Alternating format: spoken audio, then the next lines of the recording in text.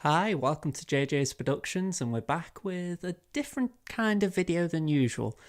So this channel has mostly been gaming for up to now, and that is quite a long time considering it's been up for a year now, JJ's Productions.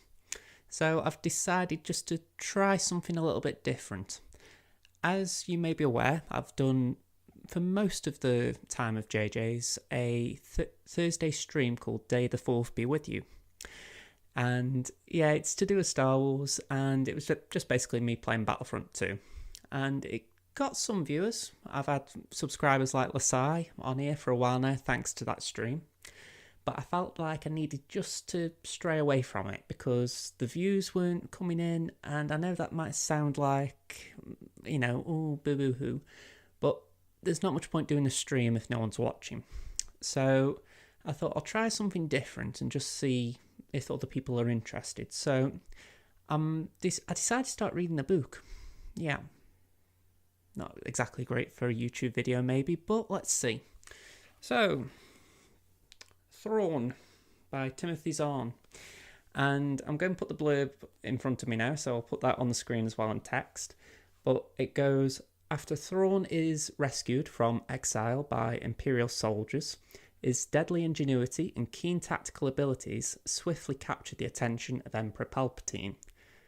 Episode 9 trailer, by the way, not convinced by his appearance. Anyway, carrying on. And just as quickly, Thrawn proves to be as indispensable to the Empire as its most loyal servant, Darth Vader. On missions to rout smugglers, snare spies, and defeat pirates, Thrawn triumphs time and again. As one promotion follows another in his rapid rise to greater power, he schools his trusted aide, Ensign Eli Vanto, in the arts of combat and leadership and the secrets of seizing victory. Still, Thrawn has much to learn about the political arena, where ruthless Irinada Pryce could be his most potent ally or a brutal enemy. But becoming an admiral will put Thrawn to the ultimate test, as he marshals all his knowledge, instincts and battlefield brilliance against an insurgent uprising that threatens the Empire's grip on the galaxy and his own carefully laid plans for future ascendancy. So, I've heard good reviews about the book, first of all, from other Star Wars YouTubers, and just in general, you know, you do hear good things when you're just reading about things. So that was one of the reasons for trying it. The other reason is I haven't been reading a lot lately, and I thought if I do this as a series where I do chapter to chapter, or at least something along those lines, it would get me reading, and it'd be a book I'm probably more interested in, because I've had another book on my bedside for a little while and it's kind of been a page turner, even though the author is brilliant. So yeah, I'm going to hope that this is something different, at least something that'll get me going again. But yeah, I'm going to leave the actual intro clip here. I know that might be a bit long for an intro clip coming on 4 minutes, but the idea is I'm now going to cut to when I've read the book, and, well, not read the book, but read a little bit of the book, and yeah, let's see how it goes. So, see you in a couple of days. So, it's been about 2 days since I did the first section of this video, and yeah, I'll admit I've only read the one chapter. I'll admit I've been a little bit busy, so I just sat down one night, read the first chapter, just to get a feel of the book. And I've got to admit, it was a good introduction as far as trying to work out what the story might, or how the story might go, shall we say. So it starts off with what I can only read as an introduction by Grand Admiral Thrawn, or as he was probably just known then, Thrawn. There's alludes to being exiled by the Chiefs, which is his race, if you don't know. So it was quite an interesting opening paragraph, or a couple of paragraphs. I feel like I wanted a little bit more, but I get the feeling that there's going to be more of that as the book goes on, so it's not a bad thing. It's just I wish there had been a little bit more.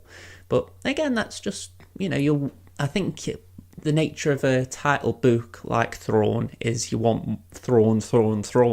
So it's a little disappointing when the rest of the chapter is not exactly about Thrawn. So the idea in this chapter, and I've just got to look at my notes here because, yeah, there are characters who I have to remember. So the present day story, if we're going counted, is that the opening bit with Thrawn is a little bit before this, I'd say. The present day story commences with Vox, Captain Vox Park, Colonel Mosh Barris, and Cadet First Class Eli Vanto, who was mentioned in the blurb. And to be fair, that sort of rings true as far as how the narration feels. It's third-person narrative, but it does centre around Eli Vanto, which makes sense because if they're going to do a story about Thrawn and how you learn about what sort of character it is, or he is, it makes sense to actually show it through the eyes of an outsider. So Eli Vanto does come across as a very interesting character, just from one chapter, I will admit that. He doesn't seem completely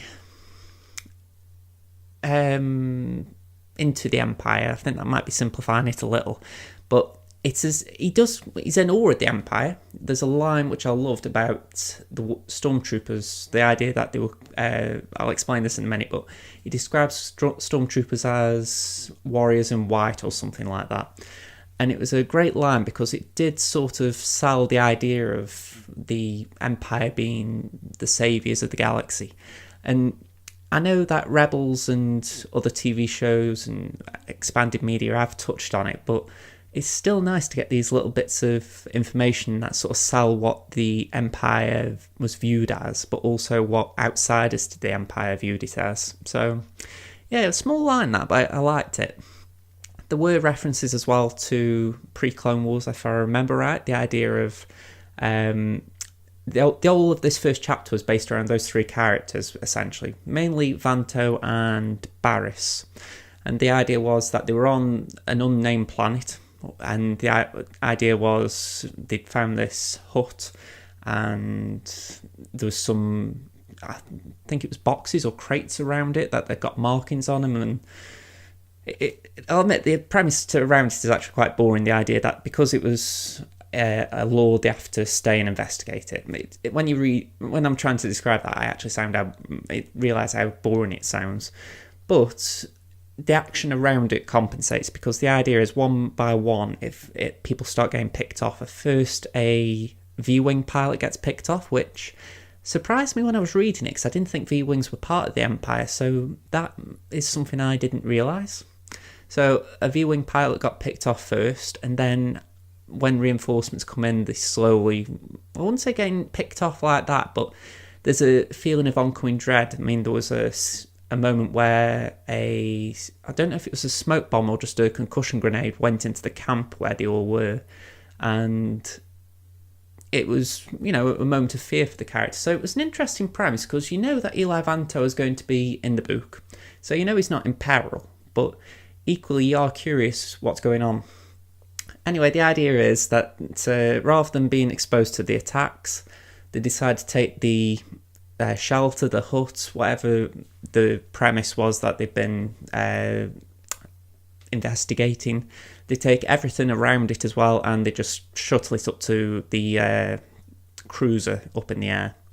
And at that point, the commander, Captain Park, he basically pulls the other two aside, takes them into a room and says, "Watch this." And they have quite a good description of a character in shadow exiting the hut, so he'd been there all along, and just trying to make his way to a fighter. As it turns out, the Empire surround him, and lo and behold, it's Thrawn. So it was quite interesting. I mean, I can only imagine the idea is that Thrawn, this to actually display that Thrawn is quite a combative character from the off, and that, as the blurb does describe, he learns political etiquette as the book goes on. So I am very interested to see where it goes. I mean, this was, I wouldn't call it boring by any stretch, because I wasn't bored reading it. I was tempted to read another chapter, but I thought, all right, I need to go to bed. But I am eager to pick it up and have a read more. So chances are for the next video, I'll be back with 2 or 3 chapters, just depends on how quick I can read.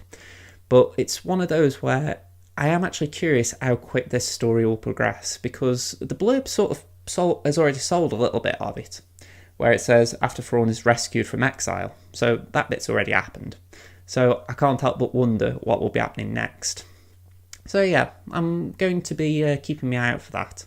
So it has just occurred to me while I've been recording this that I've got something going on my television as well. So hopefully no one can work out what that is, just because it is a football match and I don't want someone saying I shouldn't be broadcasting it.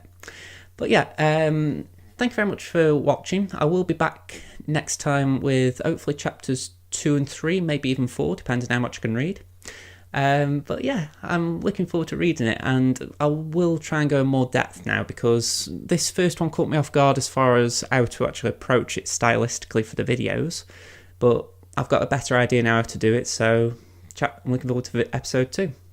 So if you haven't already, hit the like button, subscribe to the channel, and I'll be back next week. Bye for now, everyone.